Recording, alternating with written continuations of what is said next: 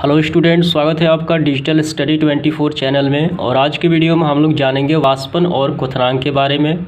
तो आइए सर्वप्रथम हम जानते हैं वाष्पन के बारे में। ये वाष्पन यानी इसे कहा जाता है इवोपोरेशन। तो क्या होता है वाष्पन, तो कुछ उदाहरण से आप समझ जाएंगे। तो आप एक प्रयोग कर सकते हैं कि एक थाली में थोड़ा सा जल लेकर कुछ दिनों के लिए आप छोड़ दीजिए। तो आप देखेंगे कि कुछ दिनों के पश्चात वो सारा जल गायब हो जाता है। तो कहाँ गया सारा जल, तो उस सारे जल का हो जाता है वाष्पन। यानी जो जल होता है वो वायु में चला जाता है, गैस के रूप में उड़ जाता है। तो इस परिघटना को वाष्पन कहा जाता है। अन्य सारे भी उदाहरण आपको देखने को मिलेंगे, जैसे में कि कपड़े का सूखना। जब हम कपड़ा सुखाते हैं तो जितने भी उसमें पानी होता है वो सारा गैस के रूप में हवा में उड़ जाता है, यानी सूख जाता है कपड़ा। तो ये वाष्पन के उदाहरण हैं। पानी, जो घड़ा का पानी होता है वो ठंडा किस लिए होता है, तो ये वाष्पन के कारण ही होता है। स्प्लिट हो गया। तो ये सारे वाष्पन के कुछ उदाहरण हमें देखने को मिलते हैं आपके जीवन में।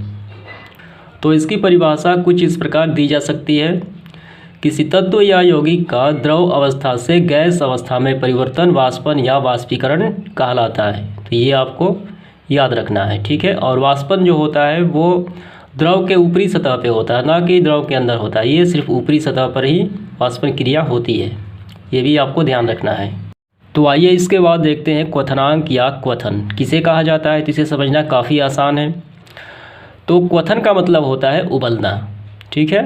और क्वथनांक का मतलब होता है कि जिस ताप पे कोई द्रव उबलने लगता हो तो उस ताप का उस द्रव को क्या कहा जाता है, क्वथनांक कहा जाता है। जैसे पानी का क्वथनांक कितना होता है, तो पानी का होता है 100 डिग्री सेल्सियस।